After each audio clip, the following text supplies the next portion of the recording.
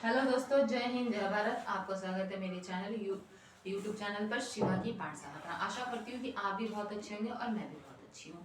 देखिए, आज हम चर्चा कर रहे हैं एक हिंदी के बहुत अच्छे टॉपिक पे, जो कि बहुत अच्छा, बहुत पढ़ने में भी इंटरेस्टिंग टॉपिक है। तो आज हम जानेंगे कि कौन सा टॉपिक पढ़ रहे हैं और ये वाला टॉपिक कहाँ कहाँ काम आता है। ये देखिए, आपकी यूपी टेट में हो गया, सी टेट में हो गया, और क्या कहते हैं, खासकर ऐसे यूपी टेट में तो बहुत अधिक काम आने वाला है। अभी पुलिस की भर्ती आई है, उसमें भी ये वाला टॉपिक बहुत अधिक काम में आने वाला है। तो आप मेरी वीडियो को लगातार एंड तक देखें, वीडियो को लाइक करें, चैनल को सब्सक्राइब करें, वीडियो के कमेंट बॉक्स में कमेंट करके बताएं कि मेरा पढ़ा हुआ आपको कैसा लगता है और मैं क्या क्या आपके लिए लेके आऊँ।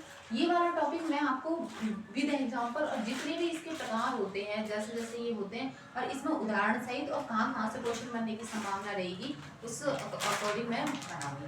तो आज हम स्टार्ट करेंगे। कौन सा टॉपिक है? अवयव। देखिए क्या लिखा है, अवयव। अब देखो, अगर हम इसको यहाँ से तोड़ लेते हैं अवयव को, तो सीधा पता चलेगा व्यय। व्यय का मतलब क्या होता है? खर्च करना। व्यय यानी कि खर्च नहीं कर सकते, यानी कि उसको चेंज नहीं कर सकते। देखिए यहाँ पे ध्यान से देखिए, अवयव का अर्थ, अवयव शब्द दो शब्दों के योग से बना है, यानी कि अर्थ, यानी कि इसका अर्थ पूरा ही है। ये यहाँ पे लिख रखा मैंने, तो मैंने इसको बेसिक जानकारी के लिए आपके लिए लिख दिया। अवयव शब्द दो शब्दों के योग से मिलकर बना है। कौन सा है? ए और वै, जिसका अर्थ कभी वै नहीं होना। क्या हो गया? जिसका अर्थ कभी वै नहीं होना। ये जो कभी वै होना नहीं आया ना यहाँ पे, उसी का अर्थ है अवयव। ठीक है। और जो वै होती है वो यानी कि खर्च, और कभी खर्च नहीं। ठीक है, आप समझ गए? ऐसे क्या कहते हैं?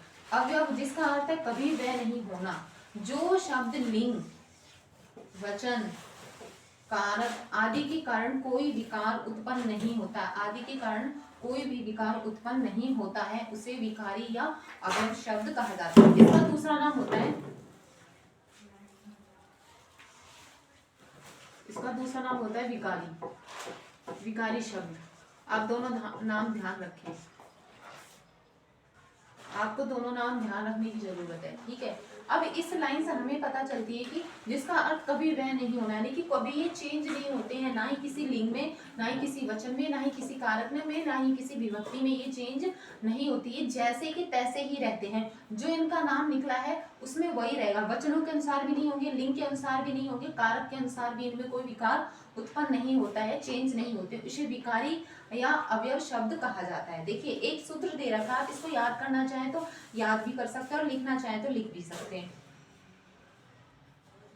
चांद्रस त्रिषु लिंगेषु, त्रिषु त्रिषु लिंगेषु, सर्वासु च विभक्ति, सभी विभक्ति, वचनेषु च सर्वेषु, सभी वचन में, अन्यन्वेति तद्यम। क्या कहते हैं? अर्थात जो शब्द तीनों लिंगों में, ये बात फिर से आ गई है, मैंने ये बात दोबारा इसीलिए इस श्लोक को समझाने की वजह से लिखी है, क्योंकि बात यहाँ पूरी भी खत्म हो जाती है। अगर देखा जाए तो इसका अर्थ भी कभी पूछ लिया जाता है तो आप अच्छे से बता पाएंगे।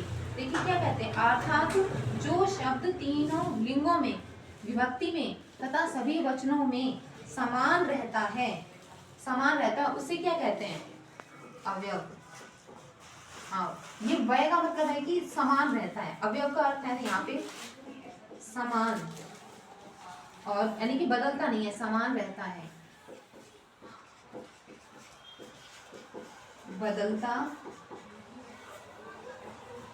बदलता नहीं है।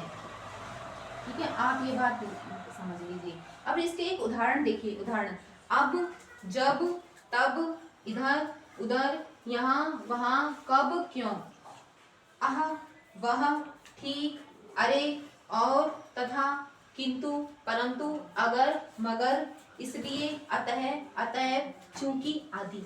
ये शब्द कभी भी चेंज नहीं होते हैं। ठीक है, क्यों नहीं चेंज होते? कि ना ही इनका कोई लिंग होता है, ना ही कोई वचन होता है, ना ही कोई इनकी क्या कहते हैं विभक्ति होती है, ना ही कारक होता है। अब आप उदाहरण देख, अगर मैं आपको समझाऊं यहाँ पे एक उदाहरण के तरह, जैसे कि आपको मैं एक उदाहरण ऐसे समझा देती हूँ कि जब तक हम घर नहीं पहुंचेंगे, या फिर जब तक से स्टार्ट ना करके आप किसी और शब्द से, जब यह मेरे घर आया, आयुष जब मेरे घर आएगा, आयुष जब मेरे घर आएगा, या फिर कोई दो बच्चे, दो लड़के जब मेरे घर आएंगे। चाहे जब शब्द ना कभी भी चेंज नहीं होगा, क्या नहीं होगा, कभी भी चेंज नहीं होगा, अब भी कभी भी चेंज नहीं होगा। जब तब इधर उधर यहाँ वहां कब क्यों आह वह ठीक अरे और यथा किंतु परंतु अगर मगर, इसलिए अतः अतएव चूंकि आदि ये कभी भी चेंज नहीं होंगे। उसे क्या कहते हैं हम, अवयव।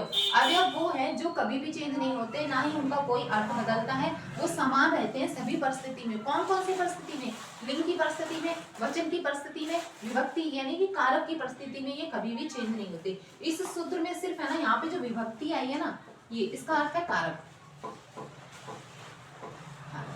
ये हिंदी की बात हो रही है, ठीक है, संस्कृत का श्लोक है, लेकिन यहाँ पे हिंदी की बात हो रही है। विभक्ति का अर्थ समझ लीजिए, यहाँ पे कारक है। तो आपको कभी भी पूछना अवयव क्या होते हैं, वे शब्द जो किसी लिंग वचन कारक में कभी भी बदलते नहीं है, या फिर आदि के कारण कोई विकार उत्पन्न नहीं होता, उसे विकारी या अवयव शब्द कहा जाता है। अगर कभी आपके सिलेबस में ये दे दिया जाए विकारी, तो आप अवयव को ही मानना, अगर अवयव दे दिया जाए तो विकारी ही शब्द को मानना, ठीक है। अगर अभी तक की इस वीडियो में आपको कुछ भी समझ में नहीं आया हो तो आप मेरे वीडियो के कमेंट बॉक्स में जाके कमेंट कर सकते हैं। अब आगे की जानकारी, इसके जितने भी प्रकार होते हैं, जितने भी भेद होते हैं, मैं अगली वीडियो में लेके आऊंगी, जो कि आपकी कल इसी टाइम आई। अगर आपको वीडियो अच्छी लगी तो वीडियो को लाइक करें, चैनल को सब्सक्राइब करें, वीडियो को शेयर करें, वीडियो के नीचे कमेंट करें, और मेरे वीडियो को प्लीज सपोर्ट करें, शेयर करने की बहुत बहुत कोशिश करें।